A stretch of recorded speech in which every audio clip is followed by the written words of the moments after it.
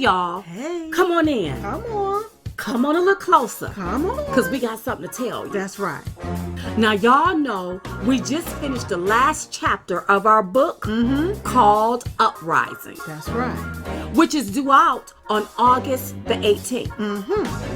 Go to diamondandsilkbook.com to pre-order right now. That's right. But wait. Wait. There's more.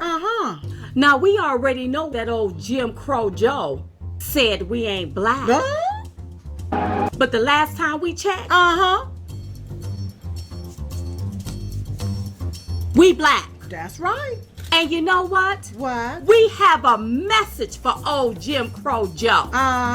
Just because we're black, it don't mean we have to vote Democrat. That's right. Maybe we can teach old Jim Crow Joe a thing or two. So in this book, we write about our truth. Our truth. And in case you forgot, let me remind you again. Yeah. The name of the book is Uprising. Who in the hell said you can't ditch and switch? That's right. So we done already woke up America. Maybe it's time to wake up Jim Crow Joe and these Democrats. Maybe. Maybe it's time for you all to experience the awakening of Diamond and Silk. Maybe. So now you don't get to judge us based on what somebody said about us. Now you can read it for yourself. That's right. So pre-order the book at diamondandsilkbook.com. That's diamondandsilkbook.com.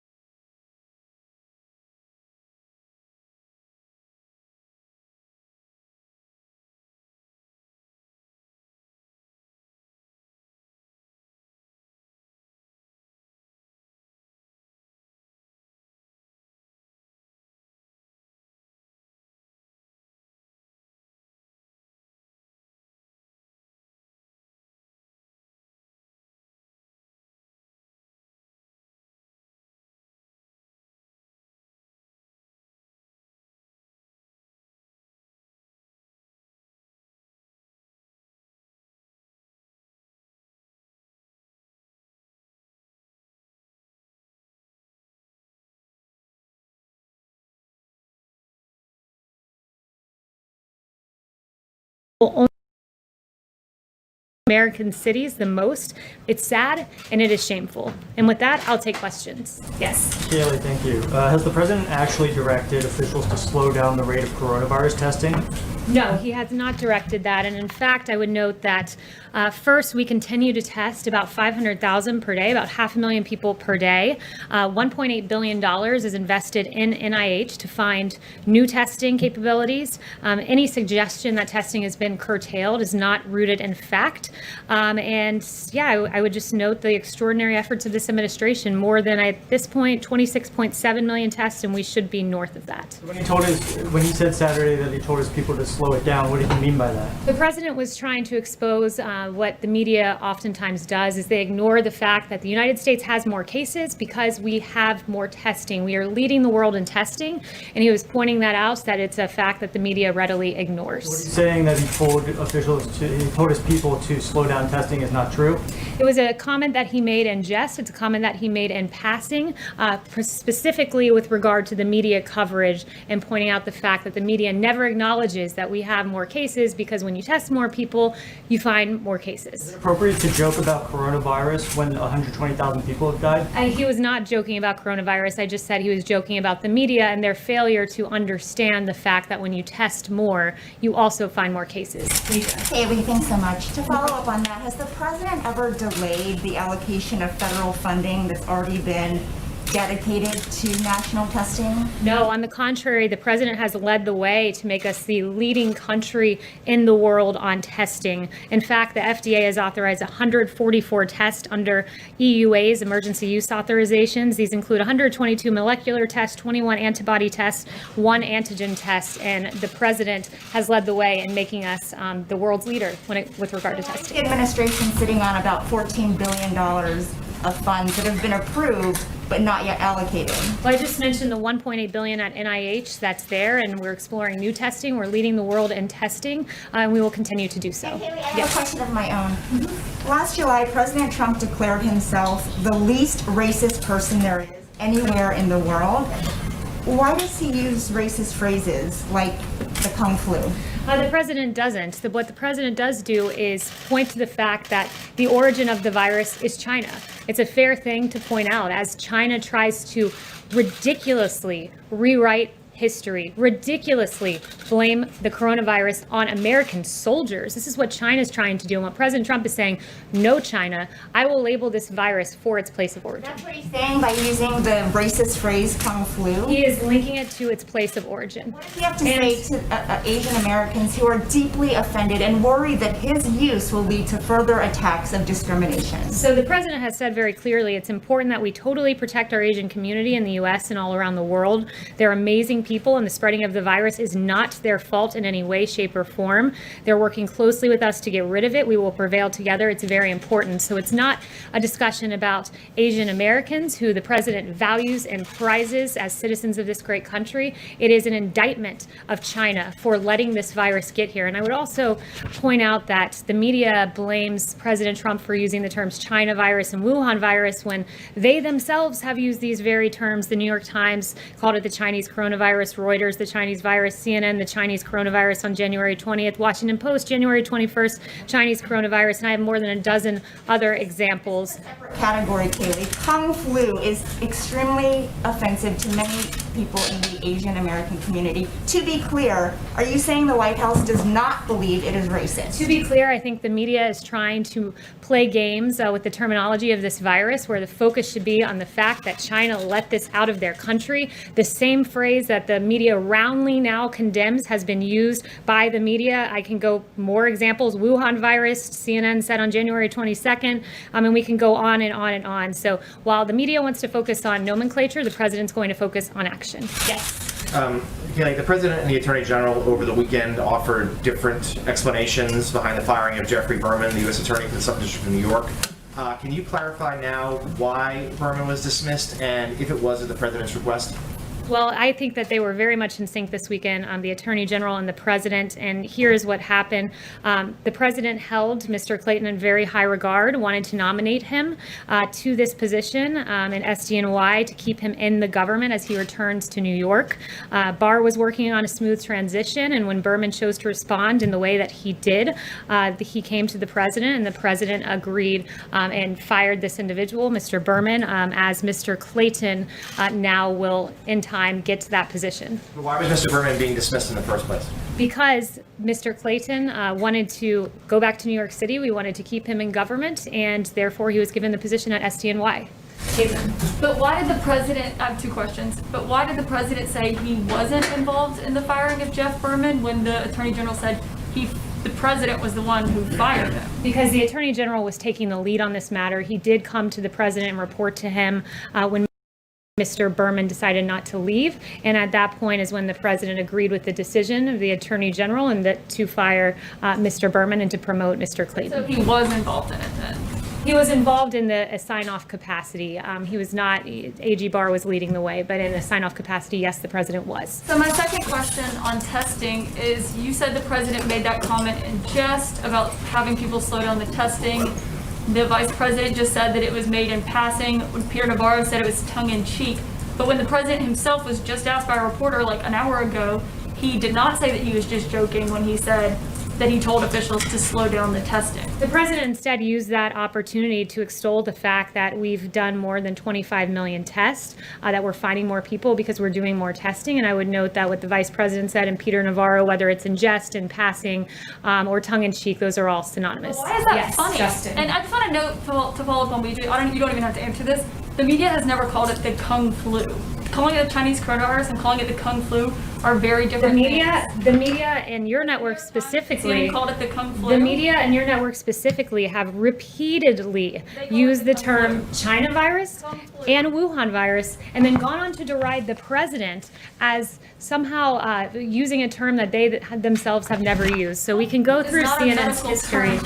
I'd be more than happy to go through CNN's history. On February 9th, you guys talked about the Wuhan coronavirus. On January 23rd, you guys talked about the Wuhan coronavirus. On January 22nd, the Wuhan virus. I can write it all out for you and detail it for you in an email. Kayleigh, Yes, you've got to Justin. admit that. It is not the same thing as calling it the Kung Justin. flu. I first want to just follow on what you're just talking about with Berman. So obviously the president made the decision to nominate Clayton for the job, and that led to the sort of kerfuffle that we saw over the weekend. But there's this decision to remove Berman from the post before Clayton was nominated, or before Clayton was either nominated or, more importantly, confirmed. And so I think the question is, why did you take the acting U.S. attorney out of his job before there was a Senate confirmed replacement? Because there's an intent to put Clayton there, and so there will be an interim individual, an acting attorney, as we work to get Mr. Clayton in that position. Yeah, but I guess the question is, why didn't he continue in his position until Clayton was confirmed? Because we are hopeful that Clayton will be confirmed. We're not leaving him there. We're putting an interim person in place. No investigation will be affected by this, as was made clear by Attorney General Barr. All right, then, Yes, sorry, Steve. I wanted to ask about the president over the weekend said that he didn't impose sanctions on China over the Uyghur internment camps because he was worried about his ability to negotiate the trade deal. But since the trade deal was signed in January, China, as you mentioned earlier, not only has acted in ways that you frustrated with on coronavirus, but the president has announced their behavior in Hong Kong, and they've failed to live up to many of the tenets of the trade deal itself. At the same time, the president signed an executive order on international religious liberty. So I'm wondering when, if ever, is the president actually going to sanction Chinese officials under either the original legislation or the legislation he signed last week? So I'll get an update for you on that, but what I will say so far is, and you noted this in your question, that he signed legislation to hold China accountable for the treatment, for their treatment of the Uyghurs and other minorities in China. But he also previously has imposed visa restrictions on Chinese officials for roles in China's treatment of Uyghurs and other minorities. He's blacklisted companies that were complicit in China's treatment. He has taken strong action, but I will get back to you on that. Yes, Steve. Is the president happy with the size of the crowd in Tulsa? The president was very pleased with the rally. I was with him, and I just have to say these media reports that he was somehow furious on the plane, there is no grounding in fact to that. I was with him on Marine One on the way there, on Marine One after.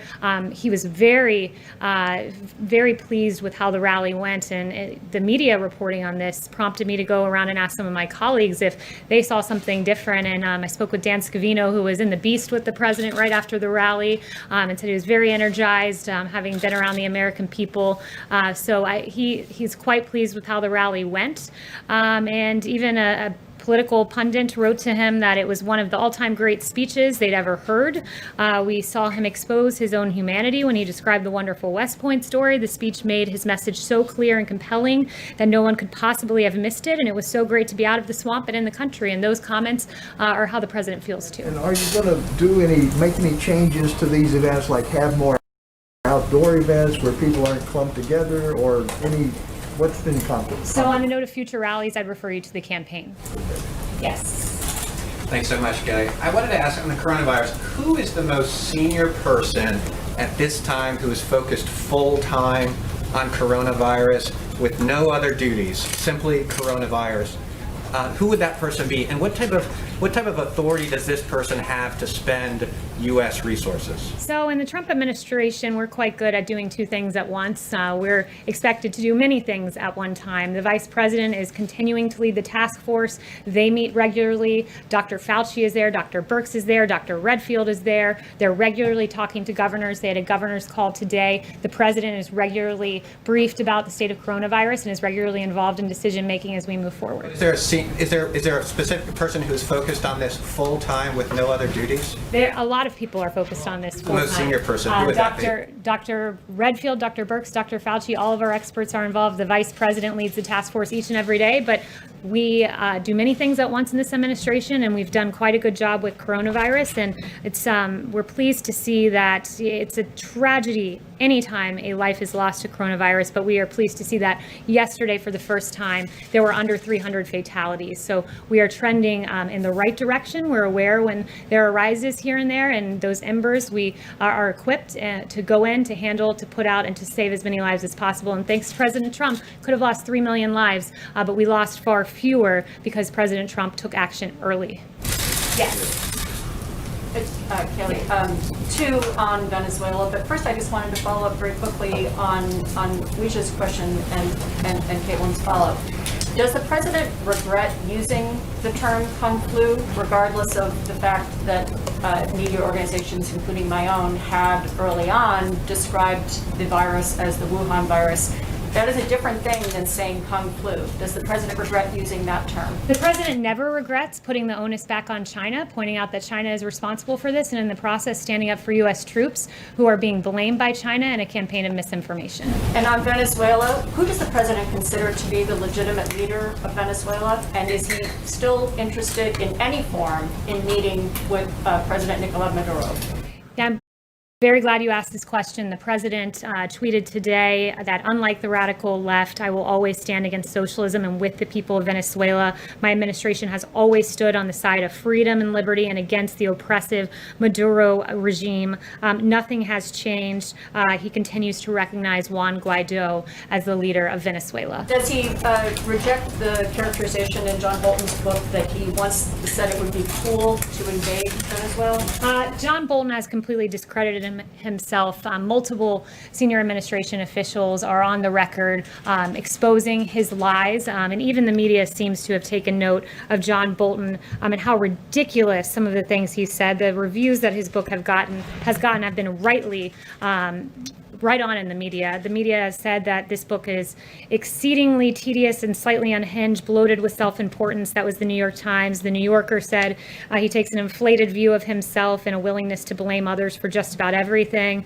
The Federalist talked about the numerous serious factual flaws which have been underlined as being false by Pompeo, Lighthizer, and others who have all come out and said that this book is full of mistruths about themselves and about others in this administration, and certainly about the president. Does he claim that that was untrue then? Yes. Kayleigh, thank you very much. I wanted to go back to the SDNY and Berman. Was Jeffrey Berman fired because of investigations that he had overseen into President Trump's associates, including Rudy Giuliani and Michael Cohen. Was he fired because he had overseen those investigations? No, he was not. And as I noted earlier, and AG Barr noted, this will not disrupt the cases being handled by the district, which will proceed as normal. But is the president of the White House not at least concerned about the appearance of impropriety in the firing, given that those cases were being handled in his office? The administration has very clearly outlined the reason that he is leaving, and it is because Mr. Clayton will be moved into that role. Morgan. Thanks, Kayleigh. Is the White House concerned about the fact that coronavirus cases are now rising on a national basis after having plateaued, and does that require any new federal action?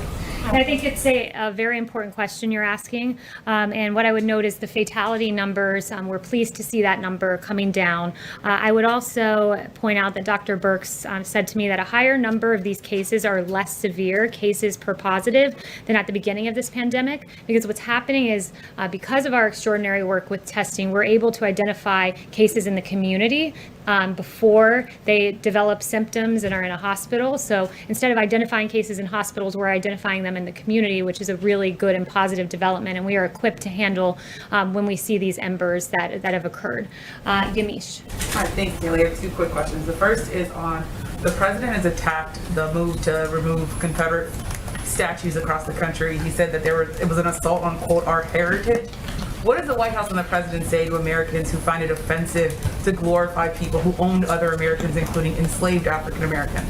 So I would note on statues that what we're seeing across the country is really quite confusing, because you're seeing statues defaced, like Gandhi's statue defaced and Ulysses S. Grant statues defaced, and abolitionist Matthias Baldwin statue defaced. At the same time, we're being told that George Washington statue needs to come down and Thomas Jefferson statue needs to come down. Where do you draw the line, from Gandhi all the way to George Washington? And it seems the American people very much agree with the president on this, on not bringing down these statues. Less than a third of those polled, according to Morning Consult, think these statues should be taken down. 61% oppose it, according to Marist. 62% according to Marist. So I would point that out, and I would say that when people watch these statue defacements and the beheading of some of these statues like Christopher Columbus, where do you draw the line? Because apparently the line goes all the way to Gandhi. So this week, yes. And then my second question is, going back to the issue of Kung Flu, I spoke to Kellyanne Conway in March. She said that it was highly offensive and wrong to use that term. Does the president agree with Kellyanne Conway, or is he now saying that that term is not highly offensive and wrong? Because again, that was Kellyanne Conway's own words saying Kung Flu is wrong. The president does not believe it's offensive to note that this virus came from China, and to stand up for our U.S. military, who China is making an active effort to completely defame, and that is unacceptable to the president. You're okay with that? Again, just to go back to what I said to Kellyanne Conway, she said that it was wrong and offensive. Are you saying that she was wrong to say that? Chanel. Are you saying that she was wrong to say that? On John Bolton and his book, if he goes unprosecuted, does the administration feel that this would set, or does it fear that this would set a precedent or embolden public servants to violate their oaths to this nation for political purposes? Absolutely, that's a concern. Look, the information in John Bolton's book was classified information as confirmed by the most senior national security and intelligence officials. And look, you have NSA Director Nakasone saying that this could cause permanent loss of a valuable intelligence source, and damage to the U.S. intelligence system. DNI Radcliffe saying virtually the same. You have another government official saying the unauthorized disclosure of this information could reasonably be expected to enable foreign threat actors.